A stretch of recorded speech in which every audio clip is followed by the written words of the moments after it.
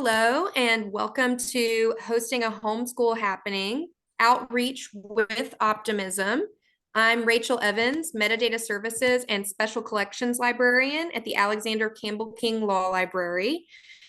I help to ensure the discoverability of library resources, maintaining the library's information platforms, including online catalog and research guides, and managing some of our special collections and archives, which is how I ended up collaborating with Mandy and the Digital Library of Georgia on some digitization projects.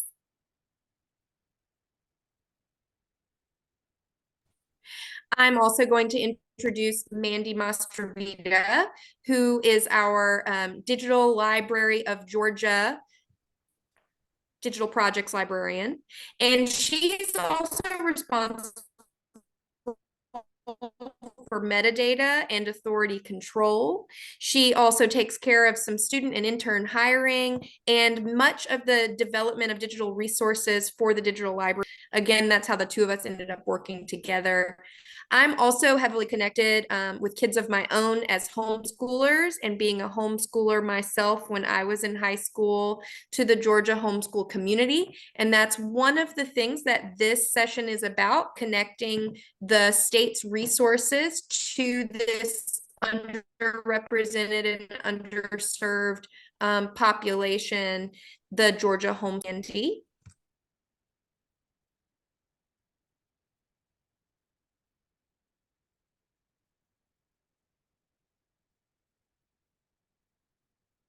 Well, Rachel, if you're good with me to go, I am going to start the presentation from here. Here's our title slide. And Rachel has just done our introductions. We are sharing some homeschooling stats and trends from recent times. Nationally, there were an estimated 3.135 million homeschool students ages 5 to under 18 in the US during the 2021-22 school year. For context, this was more than in Catholic schools and probably slightly fewer than in government public charter schools. Nationally, homeschooling has grown from nearly extinct in the United States in the 1970s, to over 2.5 million school-age students in 2023. And of that number, 4.83% of all K-12 students in Georgia are homeschooled. That's 91,296 students. I am make sure. Okay, there we go. Okay, so the curve from 13,000 to 3,751,000 is a very, steady upward trajectory. There are, as it stands, there are two major wings of the homeschooling movement in 2003. That would be the secular homeschool community and the Christian homeschool community. They differ in that secular homeschoolers are progressive unschoolers. The secular homeschool community includes non-religious families, and it prioritizes autonomy over obedience, which is partnership parenting. Whereas in the Christian homeschool community, the curricula and the community are more conservative. It's a fundamental education, and the parenting style is ownership parenting, which prioritizes obedience over autonomy. This is just a flyer from our class and survey from February 17th of this year with the Firefly homeschool community. We held a hybrid class where people could participate via Zoom, in person, and some people were texting Rachel as the presentation was going on. So we had a small group, but it was a good group, and I think a good benchmark for the kinds of people we would be reaching, with further homeschool outreach efforts. The Firefly homeschool community is Athens' only secular homeschool community. They have a lovely new logo. They offer weekly parent-taught enrichment and educational classes, community service projects, and social gatherings.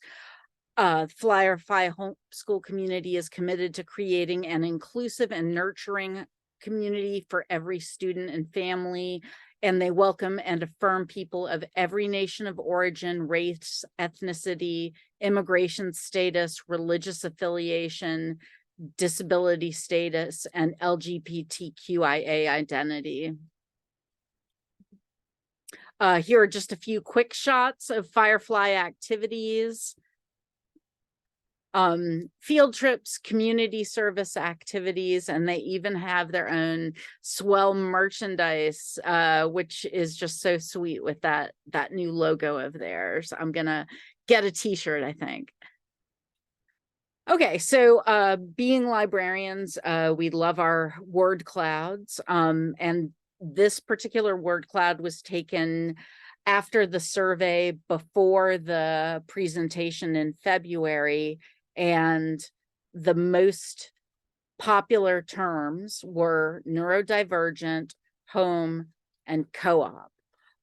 Obviously, other important words like critical thinking, learning challenges, communication, mixed ages, co-teaching, flexibility are all important. But these, you can see which were exactly the most commonly identified words by this survey. Okay, so the takeaways from our survey are that homeschooling supports neurodivergent kids and parents. It provides flexibility when travel is part of a parent's career. Instructors find that it is difficult to determine if paid or free services or resources offer the best quality or value. So instructors can be parents, volunteers, etc. They're having the most difficulty, finding those high quality resources. Students respond well to hands-on and active learning. Instructors are looking for those, again, difficult to find resources that are rigorous, secular, and authoritative. People first want books, then primary sources, then articles, but this can be dependent on the grade level of the student. They are also, these instructors, looking for fun and engaging content that is responsive to their child or children's needs. And of course, the most important thing for us working for Galileo, most families were not aware of Galileo and DLG resources. Okay, so neurodivergence was that popular term. It's known as an invisible disability. People with neurodivergence can take advantage of their most productive work times when they are the most effective. Flexible time is very important to achieve this. We have a Zotero bibliography with some tools and tips from ADHD aware or ADHD blogs and bloggers, journals, podcasts, and social media creators at that link below. Okay, so what's important here? It's Galileo is greater than Google for demonstrating better search options for instructional content. This is just a gag image that I found. Google sucks now, and we will explain why. Okay, so one of the teacher comment, or excuse me, one of the survey recipient comments was that finding the right resources can be very tough. Knowing which resources are worth paying for and which aren't is a challenge as well. Connecting with other homeschoolers in the community has helped in the curriculum selection a lot. But obviously, like, we as librarians should see this as an outreach need. We're trained and educated to secure these resources, to find these resources, to point and guide these people to the best possible resources. I mean, it's great that they have supportive friends, and not that they aren't, all intelligent, driven, conscientious people looking for them, but we can certainly add our professional expertise in helping these folks get the resources that they need. And the reason why Google resources don't end up being the right resources, what you pull up in a Google search, is because it's intentional and baked into the search by Google. Google wants you to see their paid advertisers first. That is everything behind Google. That's how they make that's their profit model. It's their business model. It is everything, that has shaped search on Google on the internet. Okay. So the quick marketing tip and explanation to homeschool families is that Google searches are based on advertising keywords, and they will always skew to who pays the most to put those words in front of you. They are also designed to drive you to a place where you have to buy something. So you will not be finding, unless you want to buy something, unless your first priority is to buy something, you will not be guided to the best academic result that exists out on the internet if you use Google. Here's an example of some Google advertising keywords for homeschool. These words are the most aggressively monetized. You can see homeschool worksheets, that's a product potentially. Homeschool activities are a product potentially. Online homeschool, what online homeschools are you likely to pay for, or are they likely to receive advertising revenue from? Homeschool websites, homeschool planner, homeschool supplies. Like, all of these things are potentially, things that can be sold to you. So that's what they are prioritizing. When you look in Galileo's search engine, you receive different results. Homeschooling benefits, homeschooling versus traditional schooling, disadvantages of homeschooling, homeschooling and socialization, homeschooling versus public schooling, and really terms that are sort of neutralized of their commercial potentiality. So I would, you should expect to find results and information that isn't so skewed to buy me, buy me, buy me. We demonstrated Galileo's bento search and its delivery of results in very helpful categories to this group. And they very much seem to appreciate it. Again, from our survey, what kinds of resources are homeschool families looking for? 66.7% with books. Not so many with articles, but that could be because of the age group of the parents that participated in this survey. Primary sources had a good chunk, and people who said all of the above. So that would include the articles. So, we've got, our, our breakdown in those, fairly large categories. We don't have any like little tiny information stragglers. So that was helpful. There we go. Okay, and when we asked homeschool parents which of the following online resources they've used, they actually didn't have very many people turning to these. One parent uses Galileo, and that was probably Rachel. Same with DLG and Georgia Historic Newspapers, but no one else. And we're talking about things like available from the Library of Congress, the National Archives, the Smithsonian, NYPL,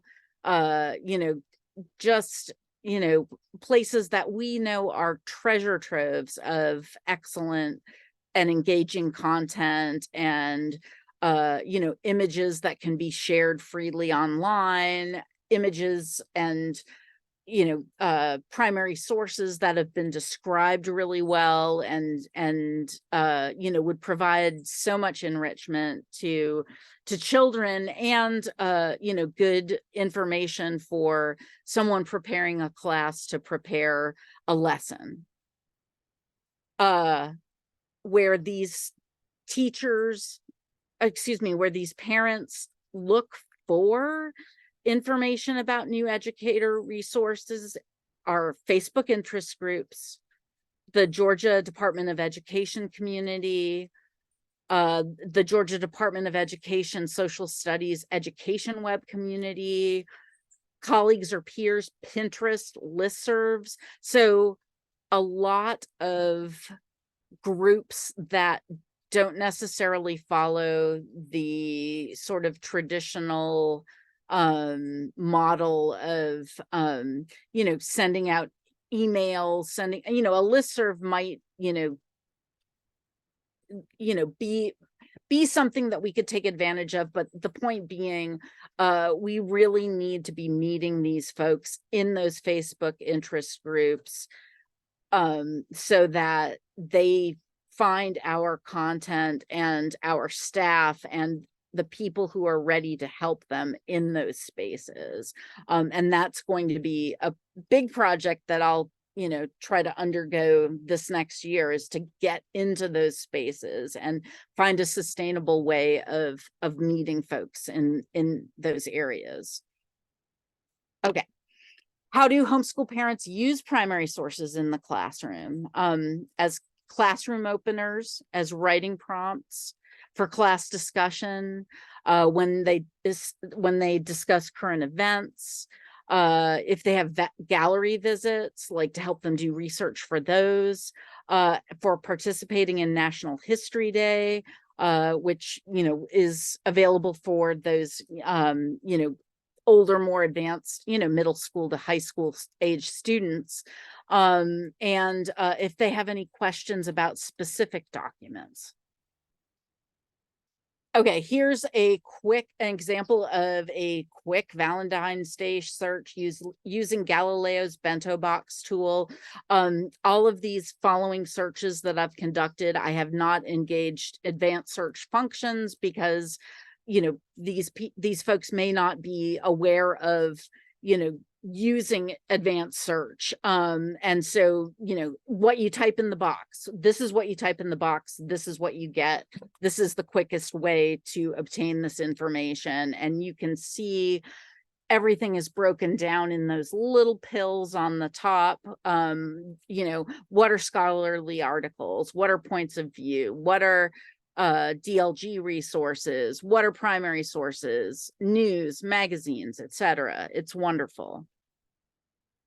Okay, for Digital Library of Georgia, I performed the same search, again, basic search, no advanced search functions, and we have just a huge variety of resources. This is only pulling up 6 at the moment, but you'll have like many more results that include all of the authoritative resources, legitimate, well-established publications, or primary sources that come from archival repositories or historical societies across the state.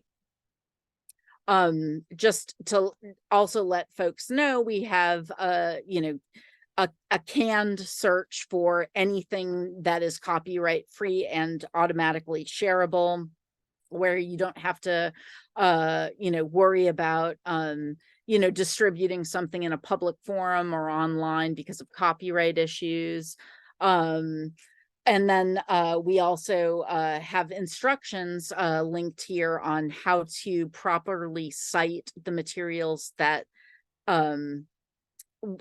show up in the digital Library of Georgia that are actually encumbered by rights, so that you can cite those sources properly and do your scholarly good thing and cite those sources properly. Okay, for Georgia Historic Newspapers, this is, again, basic search, Valentine's Day, so many fantastic newspaper pages with historic content, a lot of ads, a lot of great graphics, a lot of descriptions of what Valentine's Day is about or how it played out in a local community in Georgia. Fantastic information for people to work with. Okay, so another Galileo resource is the New Georgia Encyclopedia, where every article is written by a scholar or a subject specialist, is authoritative and reliable, and is just such a terrific resource in drilling down to Georgia specific topics, figures, places. If you're looking, for a plain spoken way to, speak in, a little bit more detail about something that you find. Georgia Exhibits is a partnership with the New Georgia Encyclopedia and DLG. We've developed we meaning DLG, not me personally, but developing exhibits for aspects of Georgia history that have been overlooked over time. And were understudied. And so, scholars, students, and DLG staff have worked together in pulling these, and NGE staff have worked together to pull these exhibits together so that you can have a nice chunk of history laid out for you in a very engaging, graphically interesting way. We also have DLG educator resources for grades for 2, 3, 4, 5, and 8. They're based on the Social Studies Georgia Standards of Excellence, developed by the Georgia Department of Education. So these are all high quality, standards aligned materials related to Georgia history and culture that you can grab, lesson plans or, information for reports on any of these modules. If you're a student, they're just, great resources for social studies teachers.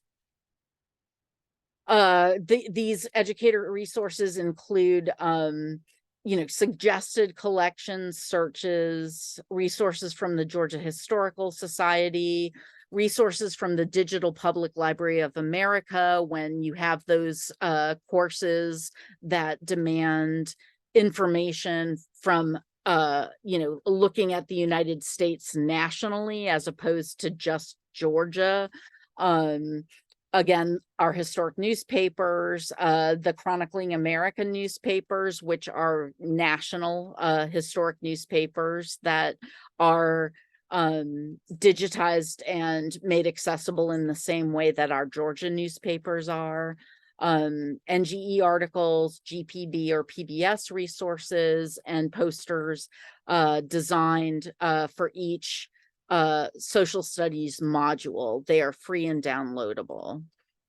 Here are some of those posters, and then a quick link to all of them. And you can see that some of them are based on content from our archival collections, some are based from our historic newspapers.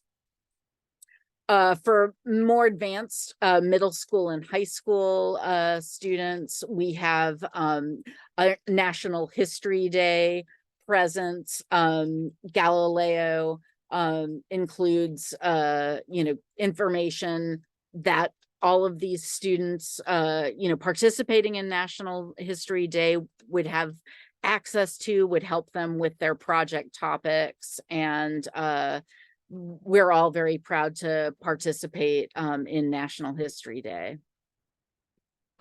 These are my resources and my contact information should you wish to contact me.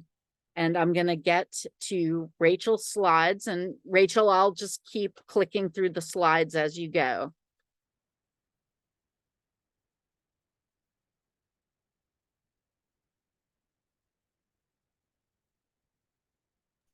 Awesome. That sounds perfect. Thank you, Mandy. So I'm going to keep my section pretty short. First, I wanted to give the sort of inside scoop of the Athens area co-op, since this is what we based our survey information and how we pitch the entire presentation and session that we delivered to this group of the community. And it's always easier from the inside. We were able to identify several sections of our local community, as well as slightly more regional community like the North Georgia groups. But there's also, for the Athens area, there's a couple of STEAM schools that are hybrid schools with a mixture of unschoolers and homeschoolers and some co-teaching families. Then we also have the North Georgia groups, and there's a few that are very play-based, but they're still looking for some resources, as well as the community that I'm very connected with, the Firefly Secular Homeschool community. And Mandy's already touched on some of that, so I'm going to keep moving. For what does this look like? I think it's important to sort of get a look and feel, if you can change slides for me, Mandy, just to see what this looks like across our community. So we have here some screenshots related to these local groups, just so you can get the look and feel of these. And some of Mandy's screenshots earlier showed some of the updated pages, but there's a few others. There's also just open secular homeschoolers of Athens groups. And there are Athens area homeschoolers, which are not all secular, but sometimes you can find and share and reuse some resources there. So for the surveys that we pitched to the community to see what are the numbers we're looking at? Well, there were over 1,000 just in our immediate local area. And then as we sort of cast the net wider, we were able to find more and more groups that are nearby. Next slide, please. So for these groups, again, a lot of those terms that Mandy was sharing are related to neurodivergence. There's some quirky kids homeschool groups. They're not all homeschoolers, but they are largely neurodivergent parents looking for alternative schooling situations. And in the state of Georgia alone, the numbers we were able to gather were over 20,000 amongst all of these different groups and their memberships. All right, next slide.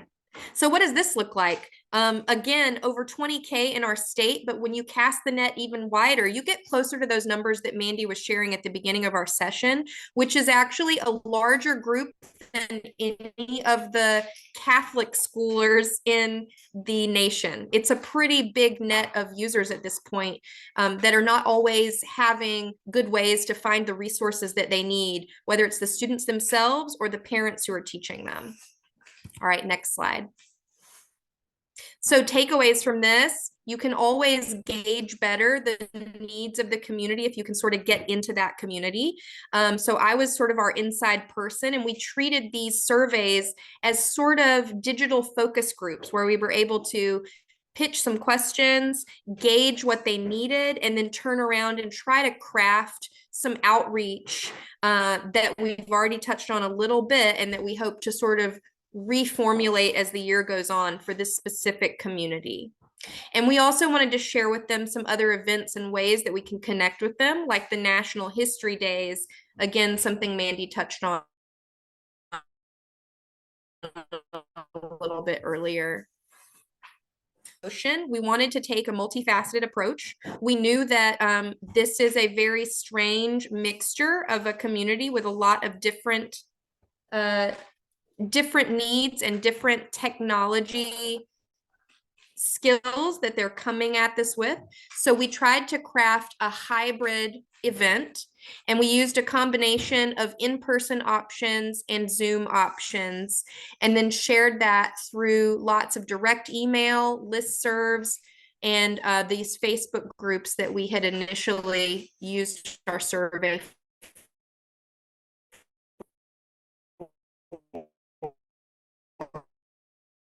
for.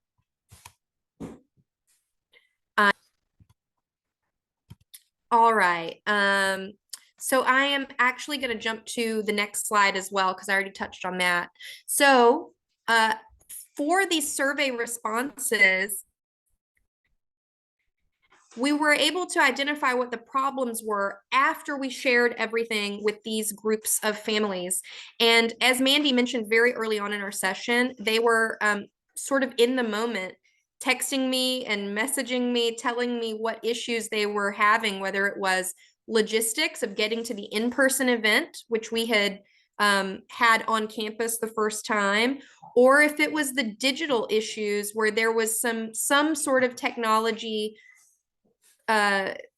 part of the equation that they weren't able to actually connect to us live.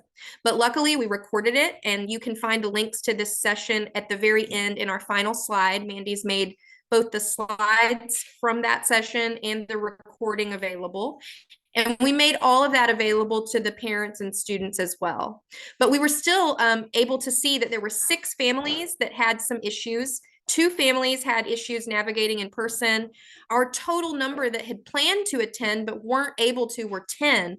And we actually had more families that were able, in addition to those 10, to use the resources from the recording. So this was a grand total of 17 families and over 15 students that we were able to reach through this initial event. All right, next slide. So now for our plans. As we move forward, we're taking everything we learned, including the number of users who plan to attend or attempted to, and we are trying to switch things up the next time. So I also have tried to take yet another sort of insider's approach and craft one of the courses at the local co-op to actually leverage the resources from Galileo and make that a part of the course, so that it's a lot more natural for them to turn to those resources when it's a part of how they're learning, instead of it being sort of done after the fact, the way we did in the spring. All right, next slide. And here's just a sampling of some of the resources that we have. As a part of a syllabus for their information literacy class, we're actually using PDFs and handouts that were developed by EBSCO and that were available through Galileo. And so we're teaching with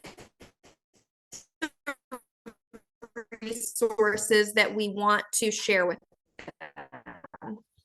And thank you very much for having us. Is there anything else that you want to add, Mandy, that I didn't?